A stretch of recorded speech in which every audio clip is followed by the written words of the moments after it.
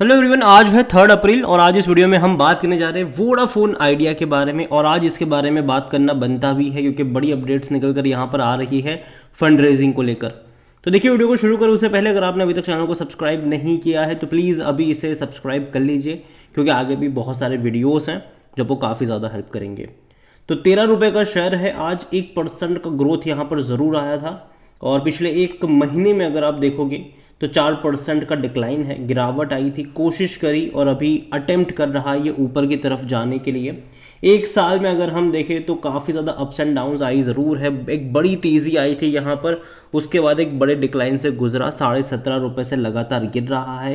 कोशिश कर रहा है 12-13 रुपये के आसपास अटकने की, जहाँ पर एक सपोर्ट नज़र भी आता है। 12 रुपये का जो लेवल है वहाँ पर एक सपोर्ट जो है वो इनिशियल सपोर्ट नज़र आता ज़रूर है। और एक चीज़ जो है जो इस कंपनी को बचा सकती है वो है फंड रेजिंग। और फंड रेजिंग को लेकर अप्रूवल मिल चुका है शेयर होल्डर की तरफ से। 20,000 करोड़ रुपए की फंड रेजिंग का प्लान है यहाँ पर। और अच्छी बात है, यहाँ पर अगर आप देखोगे तो वोडाफोन आइडिया का share holder approve fund raise of 20,000 crore on 3 April which could potentially unlock revenue opportunities for multinational telecom gear vendor such as Nokia and Ericsson. क्योंकि देखो, इन्हीं से भैया इनको टेलीकॉम खरीदने पड़ेंगे, इक्विपमेंट खरीदने पड़ेंगे अपने 4G 5G डिवाइसेज वगैरह को लगाने के लिए। तो यहाँ पर अगर आप देखोगे the funds will allow the telecom major to expand is 4G network and roll out 5G services. Analyst suggest that this moves could help company regain some of its competitive edge. क्योंकि देखो, अभी इनको पैसों की ज़रूरत है भैया, ताकि अच्छे से 4G नेटवर्क और 5G को ये लोग रोल आउट कर पाए। क्योंकि अगर नहीं करेंगे तो इनकी जो हालत है वो BSNL जैसी ही होने वाली है अगर नहीं करेंगे तो।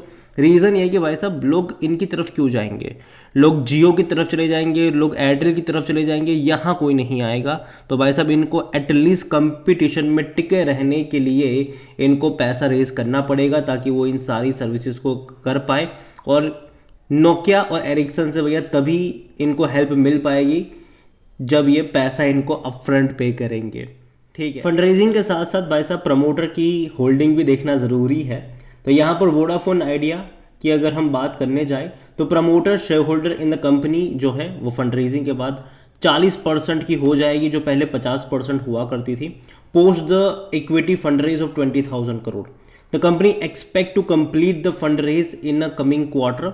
एंड करंटली अगर आप देखोगे तो प्रमोटर बिरला ग्रुप है, आदित्य बिरला ग्रुप और वोडाफोन ग्रुप है, और दोनों की कुल मिलाकर 48.91% का स्टेक है वोडाफोन आइडिया में। The promoter share holding is still very good level, there is no concern about it. लेकिन इतना सारा जो पैसा है वो रेज करना पड़ेगा इनको, और अगर कर पाते हैं तो बहुत अच्छी बात है। और दूसरी तरफ अगर हम देखेंगे तो Vodafone Idea did not specify the route of fund raising. देखो, आज एक उड़ती उड़ती खबर आ रही है कि ये FPO के जरिए रेज कर सकते हैं, मतलब पब्लिक से पैसा रेज कर सकते हैं। और अगर पब्लिक से पैसा रेज करेंगे, अगेन एक नेगेटिव चीज़ होगी मेरे हिसाब से। रीज़न ये है कि पब्लिक से पैसा तभी रेज करा जाता है जब कोई इंस्टीट्यूशंस इनको पैसा देने को तैयार ना हो। अगेन ये उड़ती उड़ती खबरें हैं और कंफर्म अभी भी कुछ भी नहीं है। यहाँ पर अगर आप देखो तो अलग अलग रूट से पैसा रेज करने का प्लान है इनका। तकरीबन 45,000 करोड़ रुपए रेज करने का प्लान है, जिसमें से 25,000 करोड़ जो है वो डेट इंस्ट्रूमेंट के जरिए रेज करे जाएंगे।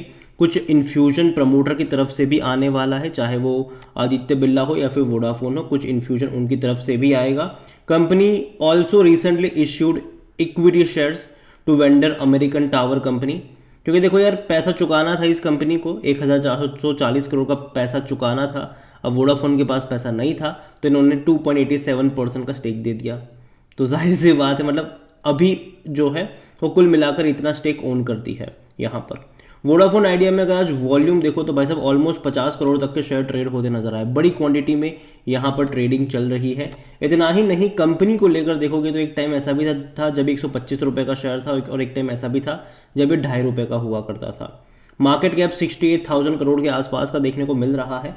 कंपनी को लेकर अगर हम देखें तो according to Moneycontrol user 69% लोग कह रहे खरीदारी करो, 12% लोग कह रहे बेचो और भाग जाओ। नंबर्स बहुत खराब हैं इनके। और अगर हम नज़र करेंगे इनके वैल्यूएशन की तरफ तो जाहिर से बात है नेगेटिव में पी है, क्योंकि कंपनी जो है वो पैसा कमा नहीं रही है। हर क्वार्टर में इनको एक ही चीज़ होता है, वो है नुकसान। यहाँ पर कोई भी एनालिस्ट खरीदारी करने की बात नहीं कर रहा, मैं भी नहीं करूँगा। रीज़न सिंपल सा है कि कंपनी पैसा रेज कर रही है, और उड़ती उड़ती जो खबरें आ रही है कि भैया FPO के जरिए पैसा रेज कर सकती है या फिर इंस्टीट्यूशन से भी चले, लेकिन जिस प्राइस पे ये करेंगी वो देखना ज़रूरी है।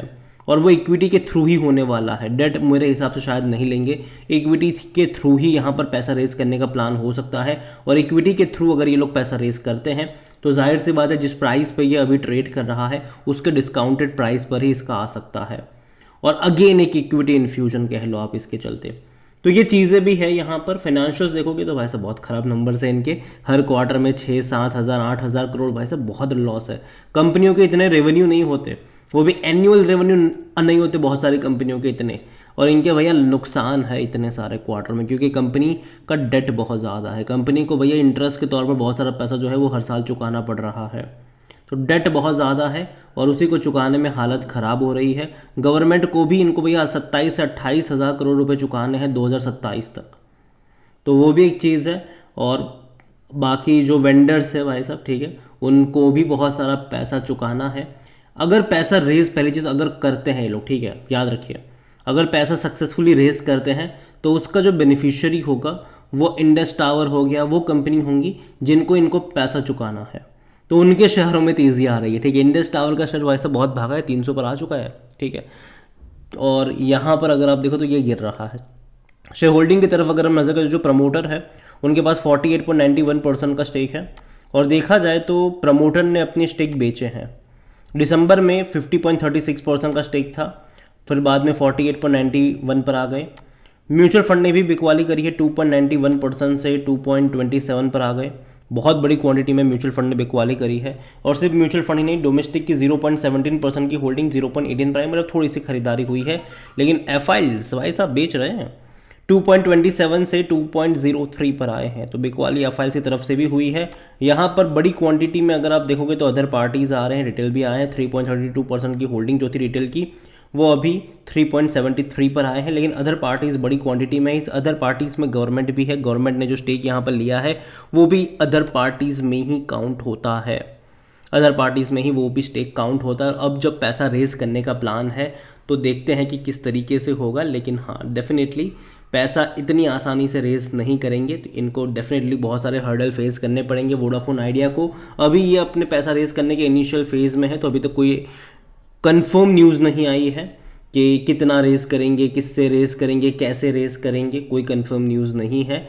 लेकिन एक उड़ती उड़ती खबर, जैसे कि मैंने कहा, एफपीओ वाला प्लान यहाँ पर हो सकता है। अगर बड़े इंस्टीट्यूशन से पैसा नहीं आता है तो एफपीओ मेरे हिसाब से ये जा सकते हैं उस रूट पर, लेकिन एफपीओ वाले रूट में अगर जाएंगे तो इनको एक डिस्काउंटेड प्राइस देना पड़ेगा। ये 13, 14, 15 के लेवल पर नहीं हो सकता, शायद कम डाउन आएगा ये। और मेरे हिसाब से जब तक फंड रेजिंग का प्रॉपर प्लान ना आ जाए, ठीक है, किस तरीके से करने वाले हैं, कैसे करने वाले, जब तक वो प्रॉपर प्लान ना आ जाए तब तक यहाँ पर जल्दबाजी मत करना, तब तक यहाँ पर खरीदारी करने की गलती मत करना।